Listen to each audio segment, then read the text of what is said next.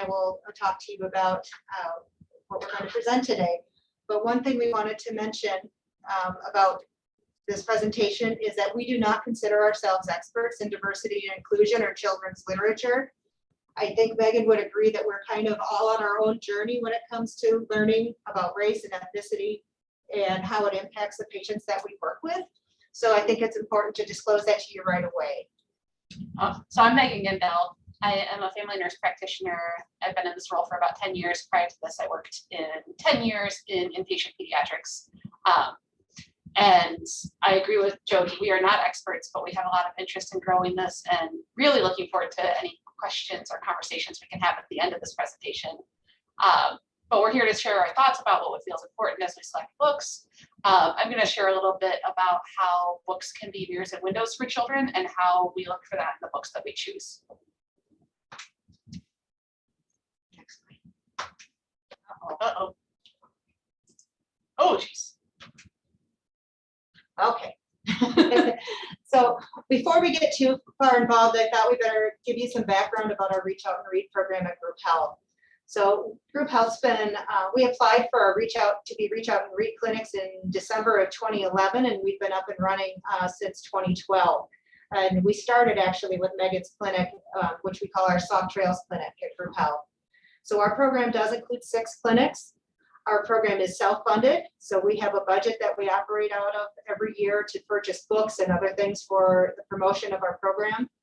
And all of the books that we distribute at our 6 clinics are ordered by me, the Reach Out and Read coordinator, and an inventory is kept centrally at our administrative offices. And then from there, books are ordered by the clinics through our SharePoint page on our intranet and are sent to the clinics as they request it. One thing that I like to highlight is talking about how to know what kind of books to buy for your clinics or to distribute is really based on demographic information. And so we're really fortunate we have our EPIC system at Group Health that helps us to pull this data so we know roughly what languages are spoken at each of our 6 clinics so that we can beef up our book supply according to that. We also track race and ethnicity. So that also helps us know what our demographic looks like at each of our clinics. So I just recommend that if it's ever possible for you to do that as Reach Out and Read coordinators or providers, is to grab that information when you can to help you with your book selection. But it shouldn't be the only thing that informs you, because it will inform you of the general makeup of the patient populations. But the caveat to that is that you don't always know which language the parent speaks versus the child. So sometimes EPIC can tell us a child speaks English, but the parent does not. And so it isn't always 100% accurate, but it does give you a good idea. So one of the other things we should talk about is considering the different family groups before you order books. You may not know which children are being raised by grandparents, step-parents, or if they're refugees, gay, lesbian, transgender, or a mixed race household. So that's where the providers come in handy to help us understand what their population looks like at each of our clinics. And just to piggyback a little bit on that, the clinic that we're broadcasting from right now and that I work at is on the west side of Madison, predominantly white. Predominantly English-speaking patients and families. And so as a provider here, I really feel that it's important for us to make sure that we are still having diversity in our books, actually even more important in some respects, to make sure that our families and our children that we serve are seeing different aspects of life through literature. So my parents loved me when I was in college because they changed my major about 82 times. For a brief while, I wanted to be a children's librarian. For another brief while, I was going to teach elementary school. And here I am in this role in healthcare. But I remember in one of my classes, this quote from Emily Stile, who is a reading researcher, for lack of better terminology, that learning never takes place in a vacuum. It's always contextual. So when we're looking at the context of a visit, a well-child check, there's a lot of learning that goes on there. I'm working with the kids, I'm working with the parents, and I have to know a lot about that family dynamic as I'm trying to work with them with learning. And I can't make the same thing for each person. So the concepts of mirrors and windows is a really common thing in especially children's education and reading education. And both are very important when we're looking at the books that we're providing. So mirrors, they help you see yourself. They help you with your identity development. They help you recognize that you belong somewhere. And it shows you that people are the same. Versus windows, you're looking through and seeing something on the outside. You can see someone else's experience. Sometimes as you look through a window, you might actually see your reflection and recognize that you're seeing some sameness there. The goal of windows is to really look at differences though. So this is what this family looks like compared to my family. There are certain thoughts of like what an immigrant family might look like for the middle-class white people on the west side of Madison might have an idea of what an immigrant family looks like. And then we provide a child with a window book that allows them to see the perspective of an immigrant child. We actually have a book here that is a story that includes a girl talking about how she's isolated at lunchtime because her lunch is different. So that allows the child to maybe see some things of themselves and to have some understanding of someone else's culture. And then we actually just had Dipesh talk with us, our provider group on Wednesday, and he brought up the concept of a sliding door so that sometimes our windows can actually open up even more. You see your reflection, you can step through and become a part of that out there. I talk with my hands a lot, you guys can't see that. I also talk really fast. So then from the provider perspective, I think it's so important for us as providers, as the people who are ordering the books, the consultants, to look at what our internal biases might be, which is really challenging work to do at times, but also really, really brings a lot of insight to what we might think when we're thinking of what books belong with what children.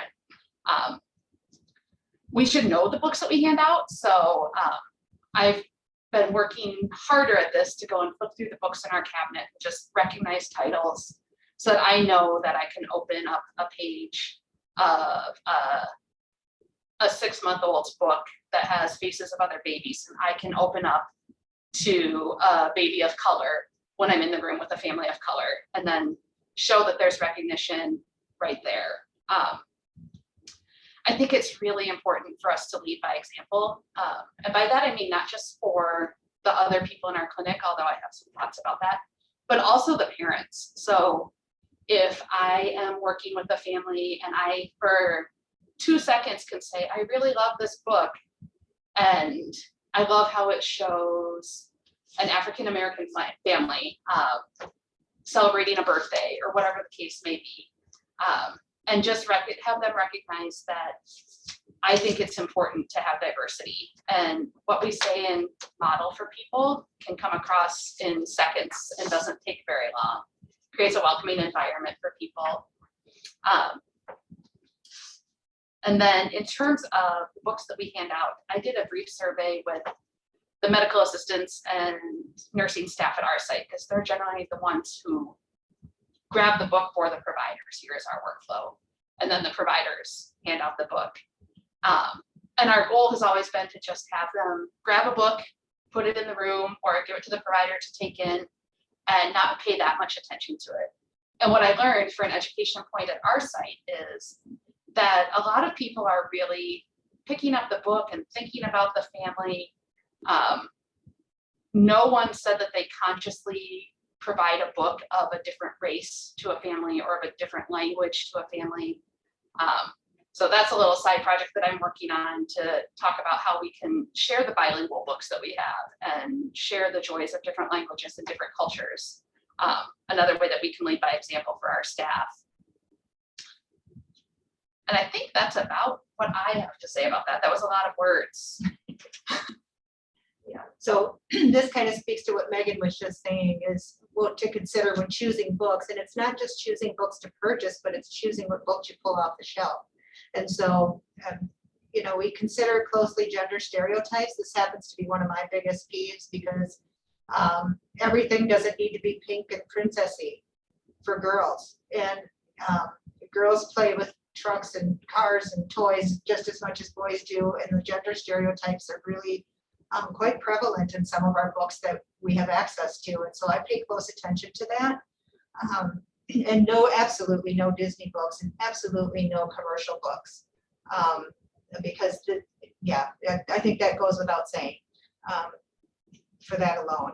And then considering, is there kids with disabilities in the illustrations? Is there same-sex parents that might be in the illustrations? Again, we're trying to look for mirrors for kids too, and families. Single parent family households that show either sex parent, because I think so much of our culture is thinks about single moms and they don't necessarily consider single dads. And biracial families, grandparents raising children, language availability.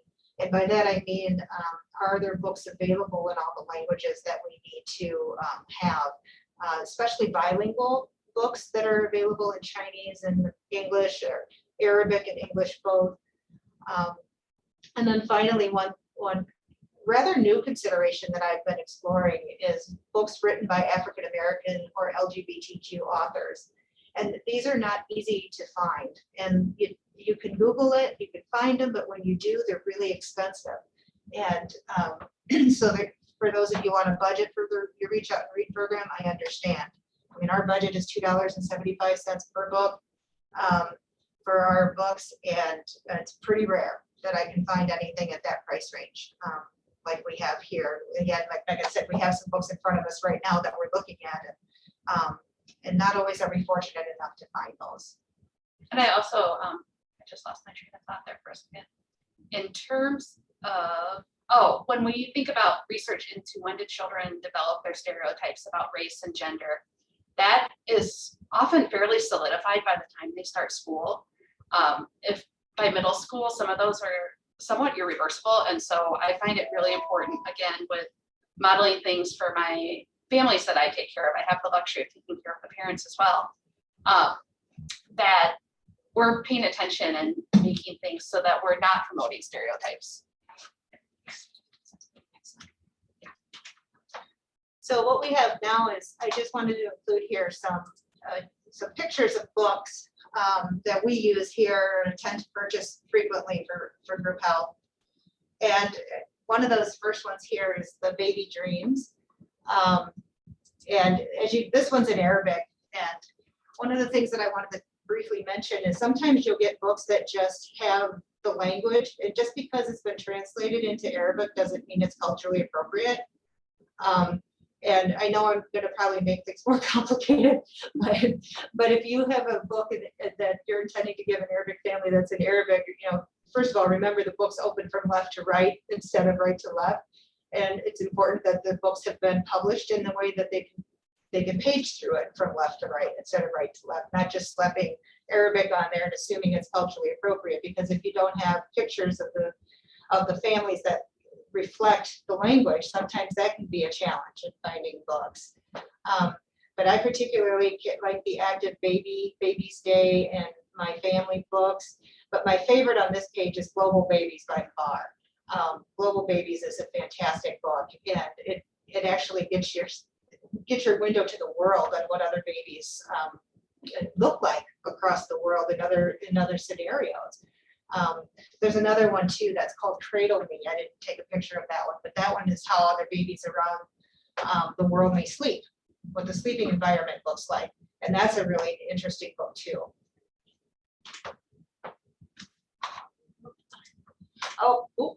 Too bad. Okay, and then this one is our 15 months and up books that I like to order, and I'm going to point out Rosa especially because I mentioned earlier gender stereotypes. I love the Rosa series entirely for a few reasons. One is Rosa looks pretty gender neutral. Her clothes are not assuming. They're not pink and princessy and all that stuff that we talked about before. And she's usually doing activities that are typically featured with boys doing it, playing with cars and dinosaurs, I think are a few of them, and sports in particular. Otherwise, the Leo series is great. The Baby's First Words, I mean, you can just look at that's an obvious selection there. And then the Lola series has a dad that takes care of the Lola in many of these books, and so it features him on there as well, which is nice.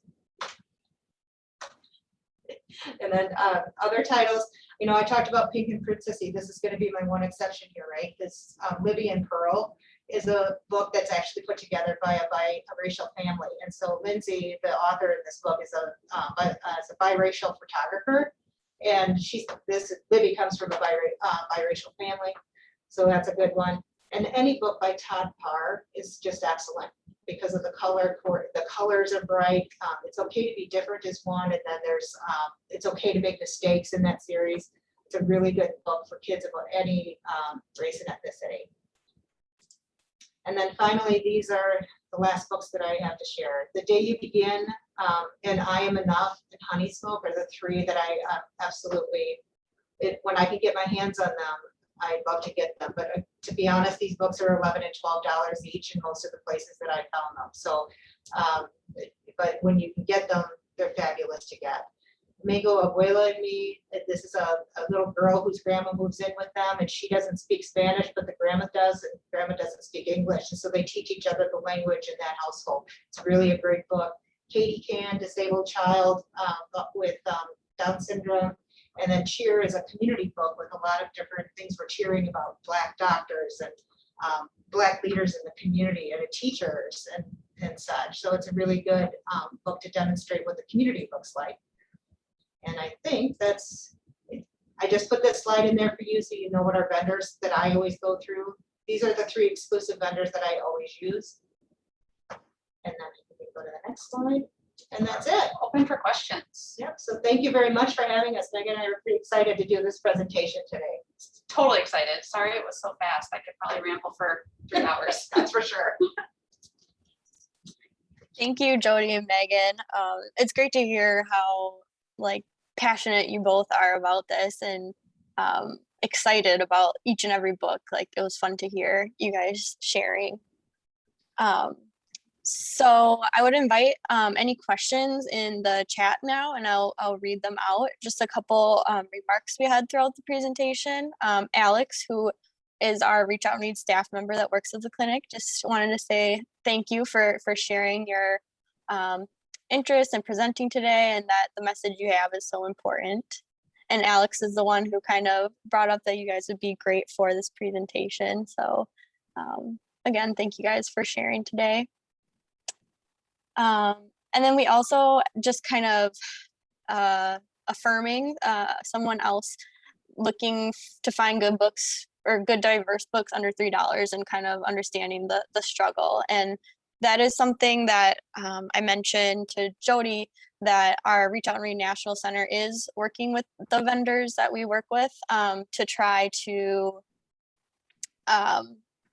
get books, more diverse books in the catalogs, and then also try to work with them to get them in the price points that are best for our clinics.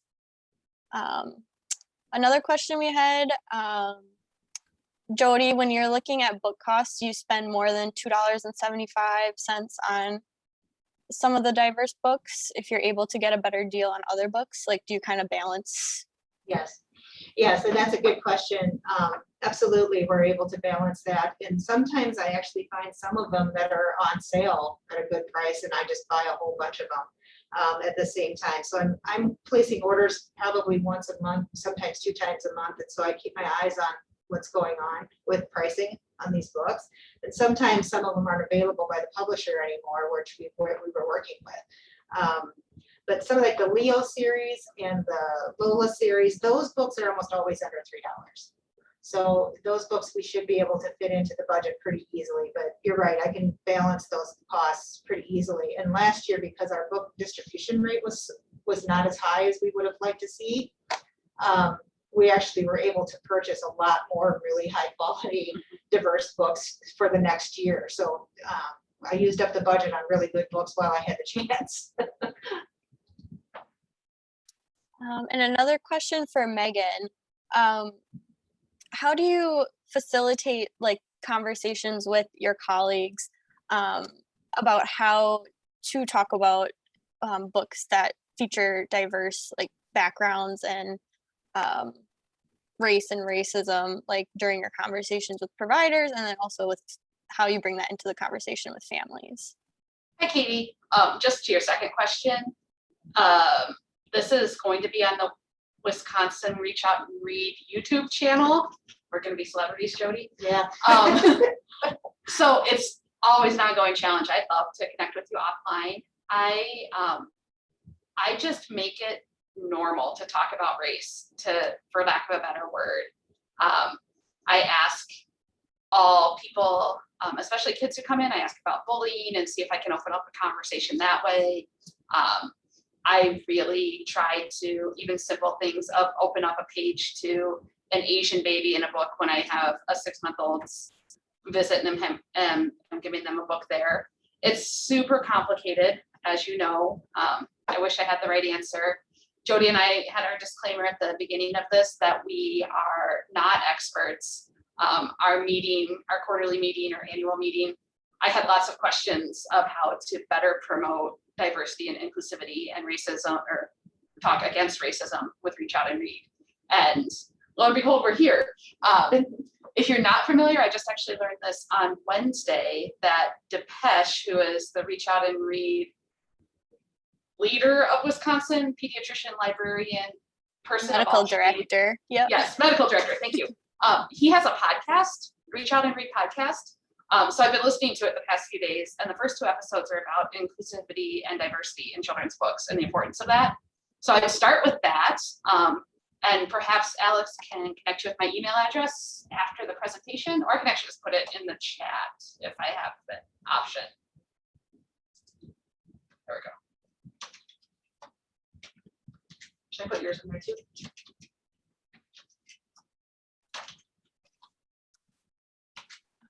And then Jody, I have a question for you as well as the coordinator who does the book ordering. You talked about like getting feedback from the providers as far as like the patient population you serve and what the family structures are and information that you can't pull like from Epic or your EMR. How do you best get that information from providers or nursing staff? So we have our Reach Out and Read coordinators, our provider champions, if you will, at each one of our clinics. And so they're my conduit of information at most times. Now, I'll say that with COVID, it's been really challenging trying to keep this conversation rolling just because of the priorities at the clinics right now aren't necessarily on Reach Out and Read, as I'm sure all of us can understand. But having those conversations with the providers are very important. And we're also looking at rolling out training for all of the staff that works with Reach Out and Read. We have inventory control specialists at each one of our clinics and different people who get their hands on the books and talk to us. And so we have to solicit feedback about that. It's developing a good relationship with the clinics, I guess, is the best way. And we do rely heavily on that information though from Epic, but like I said, the caveat is it doesn't necessarily always tell us what we need to know. It just tells us the language and the races that we're seeing at these particular clinics, which gives me an idea of balance, how to balance the book selections based on that. It doesn't mean that I know the patients better than the providers do, because by far they have a more better idea of their patients than I do. So they'll tell us what they need at times.